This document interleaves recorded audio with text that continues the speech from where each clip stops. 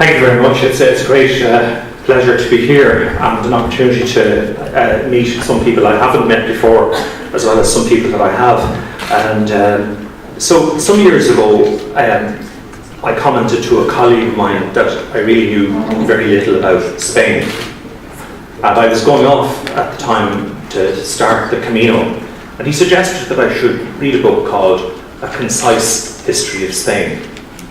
Like a lot of those concise books, it might have been more appropriate to describe it as a complex and detailed history of Spain in a small book.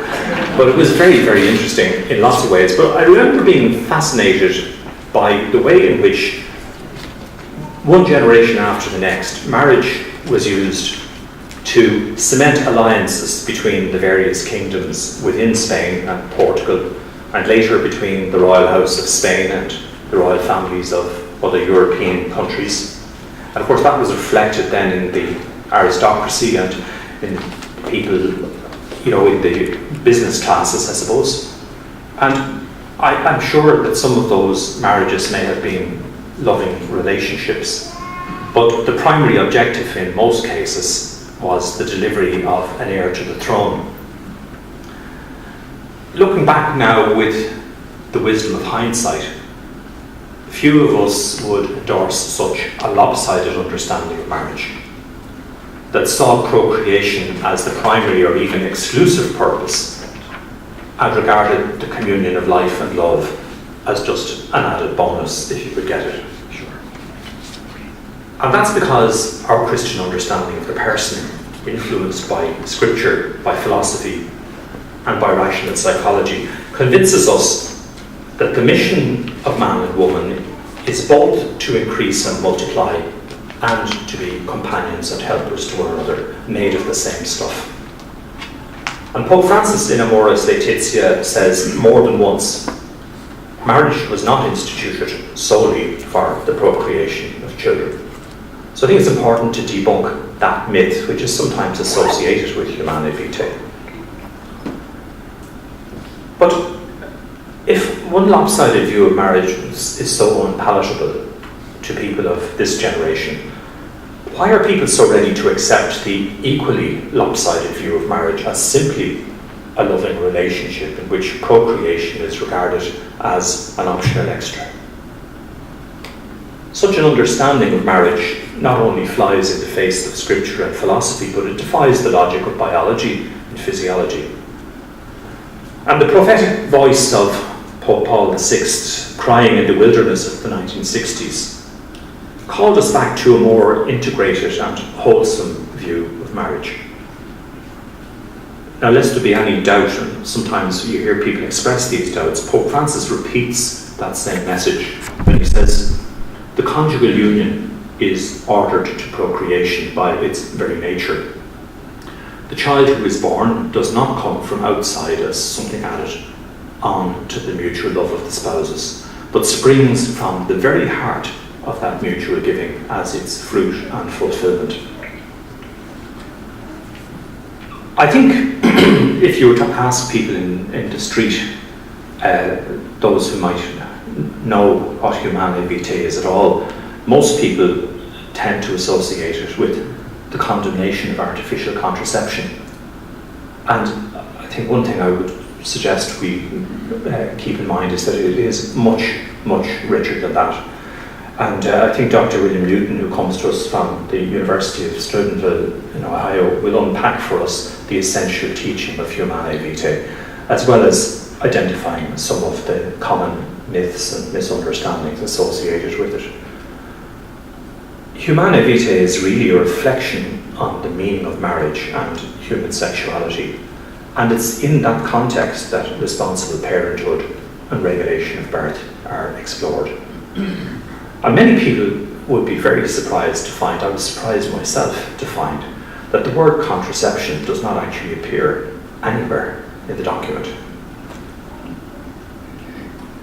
But while much of the sex, I suppose, and therefore much of the contraception that happens in our society today probably happens outside of marriage, that's not primarily what Pope Paul VI set out to address in Humanae Vitae. I think if we're faithful to the vision of the document, and indeed faithful to human reason, it seems to me that the crucial context in which we need to rediscover the procreative dimension of sex is within marriage.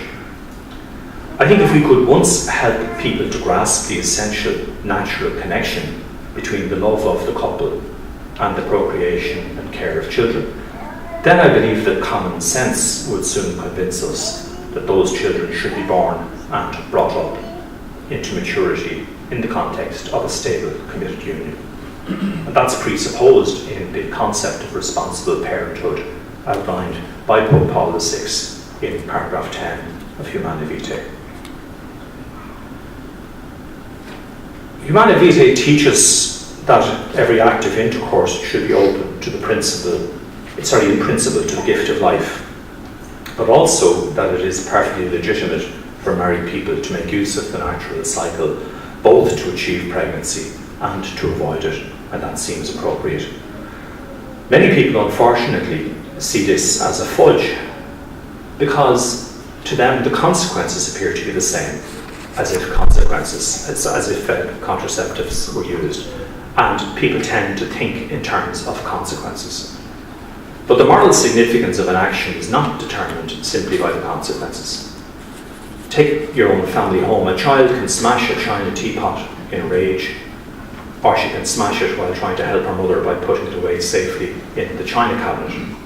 And the consequences are the same in either case.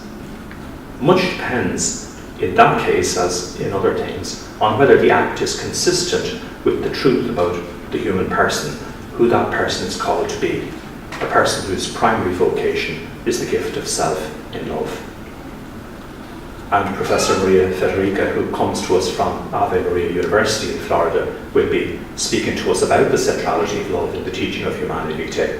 And in that context, I think she will be exploring how the avoidance of conception using the natural procreative process is qualitatively different, that it can be genuinely loving in a way that the contraceptive act cannot be. In a world which has embraced abortion and is flirting more and more with euthanasia, it may seem almost foolish at this time to even suggest that we should attempt to regain the ground that has been lost, and to propose once again, as Paul VI did, a coherent and integrated vision of human sexuality, in which the unitive purpose of the sexual act is never separated from the openness to the act giving life. But there is much more at stake here than simply holding on to a doctrinal truth. Looking back over the past 50 years, I think it's very easy to identify a number of very concrete problems which have arisen or certainly been aggravated by the assumption that the sexual act can be separated in principle and in practice from the transmission of life. I'm not sure whether Pope Paul VI even imagined some of what might have happened in the last 50 years, but he certainly was prophetic in his preparation of us for it. First thing, I just want to mention 4 or 5 things, which in the limits of the time I have is about as much as I can do. The first thing is the dignity of women. The historical emphasis, which I mentioned at the beginning, on procreation as the only purpose of marriage was certainly never in keeping with the dignity of women. And it may seem to some that contraception has liberated women insofar as it allows them to take control of their own fertility. But the fact that they are less likely to become pregnant also takes away from women one of the principal motives or freedoms for saying no to unwanted sex. And it also takes away one of the principal factors that might otherwise contribute to men being more responsible.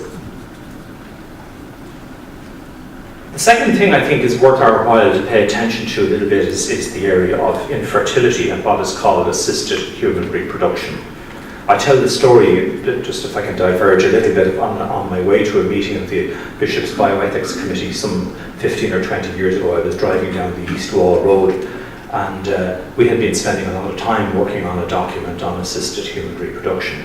And so I passed this big poster, a billboard thing really, that said full colour reproduction. And I kind of said to myself, what in God's name would that be? And then it dawned on me that it was nothing to do with pregnancy, it was about printing. Anyway, I prefer the word procreation, but in this context, I suppose we just have to use that particular language. The idea that intercourse is only incidentally related to the transmission of life has undoubtedly contributed to the concept of sex without responsibility, including sex with multiple partners. And I think many of us are anecdotally aware of how this is a particular challenge for young people. It has had disastrous consequences for many young people, including the spread of sexually transmitted diseases, which is a major contributing factor in infertility. But obviously it also plays into the incapacity to have permanent commitments. But I focus on infertility because that in turn obviously has led to a sad dependence on so-called artificial human reproduction. And I know that Dr. Mary Meany will explore with us the compelling anthropological and ethical and theological reasons for not using many of these modern reproductive technologies, which are often hailed as life-giving, but which in reality give rise to the misuse and destruction of so many human embryos. So it's a kind of a vicious circle, really. And it's interesting in this context just to recall that Pope Paul VI died just about a month before the birth of Louise Brown, the first baby born of IVF. So that's the kind of timescales that we're in. The third thing I suppose to mention is that the vision of marriage as a committed relationship between one man and one woman, oriented towards the gift of life to children, has been the bedrock of human society even before the establishment of organised religion. But if the act of love, which is an integral element of marriage, can be separated from its procreative purpose, then it's also very difficult to explain why marriage needs to be between a man and a woman. So I would argue that there is a very direct connection between the contraceptive mentality and the surprisingly high number of people who seem ready to redefine marriage today as a relationship between two people without distinction as to sex. The last item, I suppose, in a sense, just to mention was that I think, on a more positive note, one of the benefits of familiarity with the natural procreative process is that it allows couples to plan their families responsibly, but without placing physical or chemical barriers between them. And the other side of the coin, of course, is that familiarity with the natural procreative process helps people to achieve a pregnancy and to deepen their understanding of one another in the process. Now, coming to a conclusion, I agree absolutely that the principles of Humanae Vitae have been ignored for too long and need to be presented in a fresh way. And as a society, and I would accept that as a church, we probably have not lived up to that demand. It needs to be presented in contemporary language and in an appropriate context. I think, though, we need to figure out what exactly does that mean. I must say I sometimes find it frustrating when people insist, for instance, that there should be more homilies on natural procreation. I think let's think that one through for a moment. Think of your average Sunday Mass. How long should the homily be? 5 minutes, 10 minutes? And what can you say in that time, and especially in that context where the ages range from 9 months to 90 years of age, and where by definition the vast majority of the congregation are either not yet arrived at the age of fertility or have long since left it behind.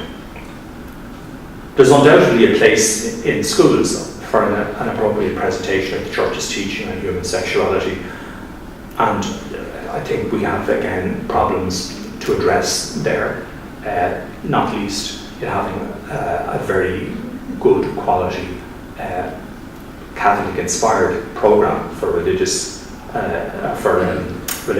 and sexuality education. But I think also there is a risk of suggesting that everything should be loaded onto the school curriculum. It happens all the time. The people who have obviously the most practical experience of living the challenge are Christian parents, and I do believe that we need to find ways of bringing this message to them, both for themselves and also so that they can share it with their children. One final thought is this. and it's just on a personal note, I suppose, as a young priest, I suggested to a couple of friends of mine that they might go to a pre-marriage course provided by Naomi, which, for those of you who are not based in Ireland, is the National Association for the Ovulation Method. And they were quite open to trying natural family planning, and they were very impressed with the course and the time that was spent with them as a couple. But interestingly, some years later, after they had had 2 children, and those 2 children had grown to maturity, for some reason or other in the course of conversation over a cup of coffee, the question of family planning came up. And Mary said, yes, it did work for us, but it was hard. After all, the very time you want to have intercourse is the very time you can't. Now, I obviously can't speak from personal experience, but I do think that the way of living sexuality in marriage proposed by Humanae Vitae is a challenging way. It does require an element of sacrifice and a love which, to quote St. Paul, is patient and kind. And I think it's fair to suggest that it can be enriching and fulfilling. And I think we'll probably hear something more about that later today. But I think we should avoid seeming to suggest that it's easy. And that's just where I'd like to leave it and to hand over to the real speakers for today. So thank you very much, Peter, and thank you.